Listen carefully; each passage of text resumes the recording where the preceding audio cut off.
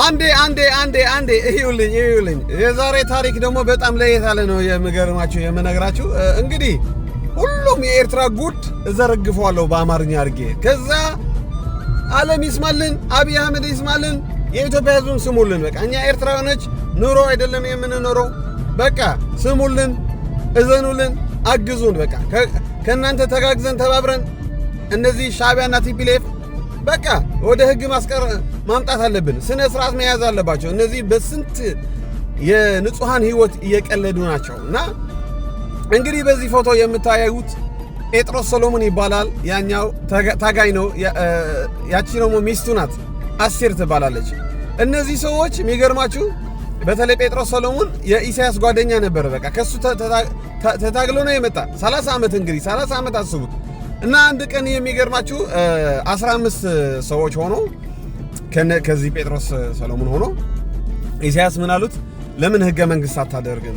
በቃ ሰው መንግስት የኤርትራ ህዝብ መንግስት ይምረጥ ምናምን አሉት።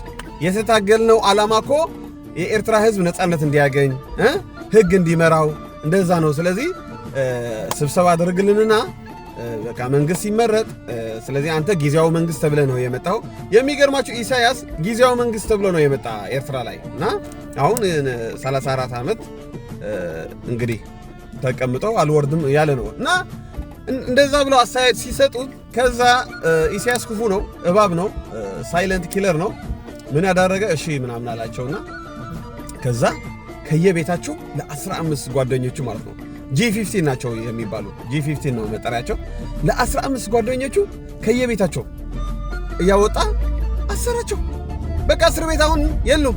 አንዳንዶች ሞተዋል፣ አንዳንዶች አይናቸው ታውሯል፣ አንዳንዶች ራሳቸው ገደሉ። ከ25 በላይ ዓመት እስር ቤት ገብተዋል። እና አሁን ከዛ ምን አለ ለህዝቡ አንድ ኤሪቲቪ የምትባል ጣቢያ አለች፣ ሌላ ቲቪ እንትን የለም፣ ቻናል የለም። በሷ ምን ብሎ በውሸት ስማቸው አጠፋ። ከህወሓት እጅ ነበራቸው ኤርትራን አሳልፎ ሊሸጡ ያስኳቸው ብሎ ስማቸው አጠፋ። በጣም ክፉ እኮ ነው። በጣም የመጨረሻ ተንኮለኛ እኮ ነው ኢሳያስ። በቃ እሱን ከተቃወምክ በቃ ሀገር ሸጠዋል ይላል። እኔ እኮ የሚገርመኝ በቃ ለኢሳያስ ከተቃወምክ በኤርትራ ምን ትባላለህ መሰላችሁ? አንተ ትግሬ፣ አንተ ቅማላም፣ አንተ ምልሻ ስርናይ፣ የደርግ ልጅ ትባላለህ። ልክ ደግሞ በዚህ በኢትዮጵያ ደግሞ ለህወሓት ከተቃወምክ ምን ትባላለህ? ባንዳ ስም ነው የሚለጥፉ። እንደነዚህ አይነት አውሬ ጨካኞች እኮ በምድር አልተፈጠረም። እነዚህ የመጨረሻ ሲሆንባቸው ጊዜ እኮ እኔ ምን ለእግዚአብሔር እንደማመስገነው እንጃ። እና ስማቸው አጠፋ። ከዛ የኤርትራ ህዝብ በቃ አገራችን ሊሸጡ አስበው ምናምን ብለው አመናቸው በቃ። እና እስካሁን ድረስ አገር ሊሸጡ አስበው ተብሎ ይወራል። ግን የነቃ ትውልድ እንደኛ ደግሞ ኢሳያስ ስለምናውቀው አናምነውም ማለት ነው። እና አሁን ትላንትና ከህወሓት ተገናኝተዋል ሀገር ሊሸጡ አስበው ብሎ ያሰራቸው ታጋዮች አሁን ራሱ ከህወሓት ጽምዶ ብሎት እየተገናኘ ነው፣ እየሰራ ነው። እሱ ታዲያ አሁን ሀገር አሳልፎ የሸጠ ማለት ነው። በእነሱ ሲሆን ሁሉ ነገር ጥሩ ነው። ሌላ ሰው እኔ ምን ብዬ ልግለጥ? ኤኒዌይ በጣም የሚያሳዝነው ታሪክ ልንገራቸው። አሁን እሱ ታሰረ፣ ሚስቱ ግን አሜሪካ ነበረች። እቺ አስቴር የምትባል ማለት ነው። 3 ልጆች አላቸው እና ሚስቱ አሜሪካ ነበረች። ልጆቻቸው ደግሞ ኤርትራ ውስጥ ነበሩ፣ ከአያታቸው ምናምን ያድጉ ነበር። ከዛ እቺ አስቴር የዚች በጣም ነው የሚያሳዝነው። እኔ እኮ በቃ ያሳዝኑኛል አንዳንድ ታሪክ እኮ በጣም ነው ማነባውና ከዛ እቺ ከአሜሪካ ባሏ ሲታሰር ስትሰማ ልጆች የማን ያሳድጋቸዋል ብላ ለመንግስት ለኤርትራ መንግስት ደብዳቤ ላከች። እኔ ልጆቼ ላሳድግ ልመጣ ከአሜሪካ እንዳታስረኝ ግን እፈራለሁ፣ ፕሮሚስ ግባልኝ አለችው። ኢሳያስ ክፉ ደግሞ ነይ ግቢ ምንም አላደርግሽም አላት። የነዚህ ግፍ እኮ ነው የሚደርስበት ኢሳያስ፣ የነዚህ ግፍ እኮ ነው። ኧረ እባካችሁ ሼር በሉልኝ ወደ አብይ አህመድ ስማልን ችግራችን፣ አብይ አህመድ ስማልን መከራችን። አንተ እግዚአብሔር ነው ያስነሳህ ለዚህ ሰውዬ እንድትጠራርገህ እንድታነሳልን እግዚአብሔር ነው እንግዲህ ያነሳ እና ከዛ ነይ ግቢ አሏት እና ሄደች። ልጆቿ ለማሳደግ ከአሜሪካ ሄደች እና በጣም እኮ ነው የሚያሳዝነው። ከአሜሪካ ሄደች። ልክ ኤርፖርት ስትደርስ አስመራ ላይ እሷ የምትጠብቀው ልጆቿ እንባባ ምንድነው ይባላል? አንባባ ያ ፍላወር ይዘው ምናምን ልጆቿ ሊመጡባት ሊቀበሉባት እያሰበች ነው። ሰንሰለት አስገባላት ኢሳያስ። ሰንሰለት እጇ ሰንሰለት አስገብቶ ዋይን ቤት ምንድነው እስር ቤት እሷም ከ20 ዓመት በላይ እስር ቤት። ልጆች ያለ አባትና ያለ እናት ብቻቸው ቀሩ። ይሄን አያሳዝናችሁም? ይሄ ታሪክ ይሄ አያነባም? አሁን ልጆቿ እንግዲህ እግዚአብሔር ይመስገን አሜሪካ ወጥተዋል፣ ግን ያለ አባት ያለ እናት ቀሩ። እንደዚህ አይነት ታሪክ ብዙ ነው ያለ ኤርትራ ላይ። አንድ በአንድ ሁሉ ነው ማመጣው። እና ኢትዮጵያኖች እኛ ኤርትራውያኖች በዚህ ዓለም ኑሮ አይደለም የምንኖረው፣ በጣም በመከራ በችግር ነው የምንኖረው። እባካችሁ ስሙልን፣ እባካችሁ ጸልዩልን። ሌላ አላልንም እኛ። ወደ አብይ አህመድ ደግሞ አድርሱልን ይሄ ቪዲዮ እባካችሁ። እባክህ አብይ አህመድ ሆይ መከራችን የሚያልቅ በአንተ በኩል ነው እግዚአብሔር የሚጠቀምብህ። አንተና አሁን አዲስ እንቅስቃሴ ብርጌድ ንሓመዱ ተብሎ ተነስቷል። ሁለታችን ሆነን ለቲፒኤልኤፍና ሻዕቢያ ለአንዴና ለመጨረሻ እነዚህ አዛውንቶች ሽማግሌዎች ከምድር ወደ ህግ አንጥተን፣ እኔ እንኳን የሰው ሞት አልመኝም እንደ ክርስቲያን፣ ሰው እንዲድን ነው የምፈልገው። ግን ህግ የመጣ ከህግ ለወጣ ሰው ነውና ወደ ህግ መቅረብ አለባቸው። እኔ ሁሉም ሰው እንዲድን ጌታ እንዲቀበል እፈልጋለሁ። የሰው ማጥፋት እኔ አልፈልግም። ግን አጭበርባሪ፣ ተንኮለኛ፣ ገበነኛ፣ ሰው የሚገድል ሽፍታ እንደ ኢሳያስ ግን መቀጣት አለባቸው። ለዛ ብዬ ነው ሰው የዘራው ማጨድ አለበት እንዴ።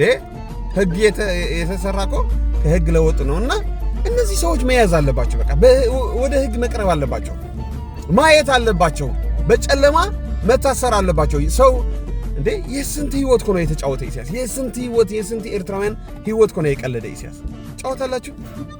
አሁን የሚገርመው ደግሞ ሌላ ነገር የምነግራችሁ፣ ይህን ሁሉ ታሪክ ያውቃሉ ኤርትራውያኖች፣ ኢሳያስ ይደግፋሉ። ይህን እየሰሙ ወደ አፎም ንበርልን፣ 1000 ዓመት ንገስልን ይላሉ።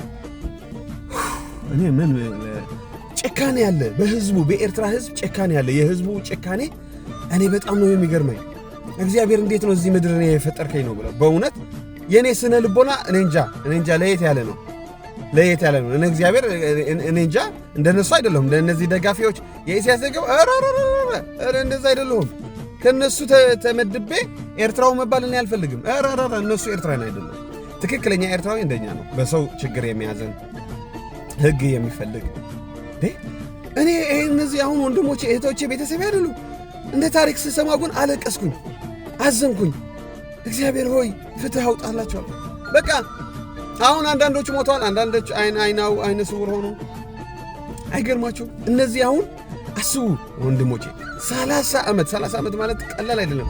30 ዓመት በትግል ነበሩ፣ በበረሃ ሳህል የሚባል ለደርግ ለማውደቅ ማለት ነው። 30 ዓመት ተታግሎ መጥቶ ሰው ማረፍ ነበረበት አይደል? እረፍ በቃ አሁን ለኤርትራ ነፃነት አምጥተሃል እረፉ መባል ነበረባቸው። 20 ዓመት ይታሰራሉ እንዴ? ይሄ እኮ ለየት ያለ ጭካኔ የዘገነነ የኢሳያስ ጥግ ክፋትና ጭካኔ እኮ ነው። ሰው 30 ዓመት በረሃና ምናምን እየወጣ ለአገር ተታግሎ ነፃነት ያመጣል። ደግሞ ይሄ ጴጥሮስ ሰሎሞን በጣም ጀግና ታጋይ ነበረ። የሚገርማቸው ከኢሳያስ በላይ እሱ ነው ለኤርትራ የተታገለ። ኢሳያስ ዝም ብሎ ሰዎች ሲታገሉ ፍራንስ፣ ኢታሊ ነበር ሽርሽር የሚሄደው። የሚገርማቸው ተጫወተልን በቃ ኢሳያስ። የኤርትራ ዓላማ ሌላ ነበር፣ የተታገሉ ታጋዮች ሌላ ነበር ዓላማቸው። ኤርትራ ነፃ ለማውጣት ኤርትራ ነበረ። ግን በመሃላቸው ገብተዋል ይሄ እባብ። በቃ የሻዕቢያ የታጋዮች ዓላማ በተነው። ለኤርትራኖች አሁን ለያየን። አሁን በኤርትራ ላይ በአንድ ቤተሰብ አንዳንዱ ኢሳያስ ይደግፋል፣ አንዳንዶች እንቃወማለን። በቤተሰባችን ሳይቀር መለያየት ፈጠረልን ይሄ ክፉ መሪ። እናትና አባት እናት ለልጇ፣ ልጁ ለአባቱ እንዲነሳ አደረገ። ለያየን በቃ አውሬ እኮ ነው ይሄ። በቃ ኤርትራኖች የነበረን አንድነት በኢሳያስ ተለያየን።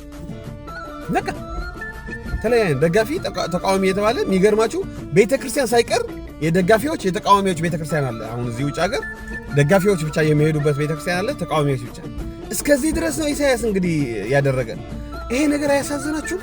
ኧረ እባካችሁ ዘኑልን፣ ኧረ እባካችሁ ጸልዩልን። ኢትዮጵያኖች ሸክም እንዲሆንባችሁ ነው የኤርትራ ስቃይ መከራ የምነግራችሁ። ደግሞ እባካችሁ ወደ አብይ አህመድ አድርሱልን። በሁሉም ጣቢያ ይሄ ቪዲዮ ይሰራጭ። ኤርትራውያኖች የምናሳልፈው መከራ እወቅሉን። ኢትዮጵያኖች በቃ አብይ አህመድ ድረስልን፣ አጥፋልን ምልህ ክፋታቸው አጥፋልን። ሰው ልጅ መጥፋት እኔ አልፈልግም፣ ግን የእነሱ ክፋት መጥፋት አለበት። ክፋታቸው በእነሱ ላይ ያለ ኃጢአት፣ በእነሱ ላይ ያለ ተንኮል መጥፋት አለበት። እነሱ ደግሞ ወደ ህግ መቅረብ አለባቸው። ይሄን ማለት ፈልጋለሁ። እባካችሁ ሼር፣ ኮፒ ሊንክ፣ ላይክ አድርጉልኝ። ተባረኩልኝ።